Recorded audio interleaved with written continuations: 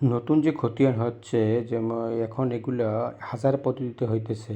আগে যেমন একটা এসে খতিয়ানেই যেমন আনাগন্ডা কড়াক্রান্তি তিলে ছিল, কিন্তু এখন বর্তমানে যে নামজারি যে খতিয়ানগুলো হচ্ছে এগুলো হাজার পদ্ধতিতে। হাজার পদ্ধতিতে যেমন এখানে সর্বশেষ যেমন এক লেখায় যদি উপরের অংশগুলো যোগ করে যদি এক হয় সম্পূর্ণ অংশ, তাইলে এই খতিয়ানটা ঠিক আছে। আগে যেমন অন্য এসে খতিয়ানে ছিল যেমন 116 আনা, উপরের আনাগন্ডা করাক্রান্তি যোগ করে যদি 116 আনা হয় তাহলে ওই খতিয়ানটা ঠিক আছে। এটাও সে একই রকম।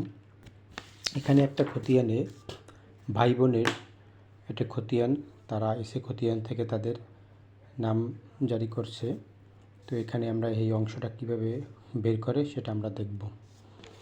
এখানে 4 ভাই 3 বোন।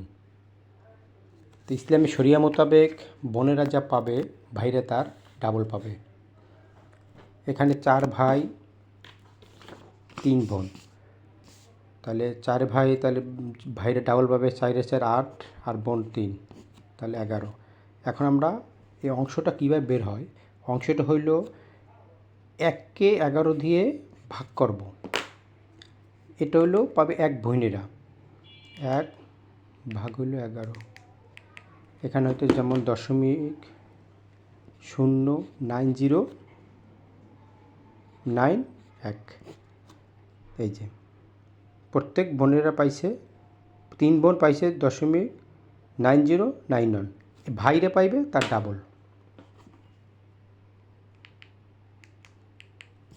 বাইরে 1, এই যে 0.18182, তারপর এই সবগুলো যোগ মানে 7 অংশ, এটা যোগ করলে আমাদের 100 আনা হবে। যদি আমাদের 116 আনা হয় তাইলে আমরা মনে করব যে পর্চাটা সম্পূর্ণ ঠিক আছে।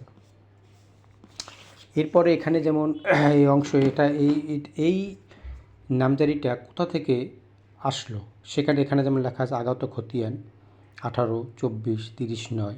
তার মানে আগে এসে খতিয়ান থেকে আসছে। আমাদের এই পর্যন্ত 3টে খতিয়ান হয়েছে।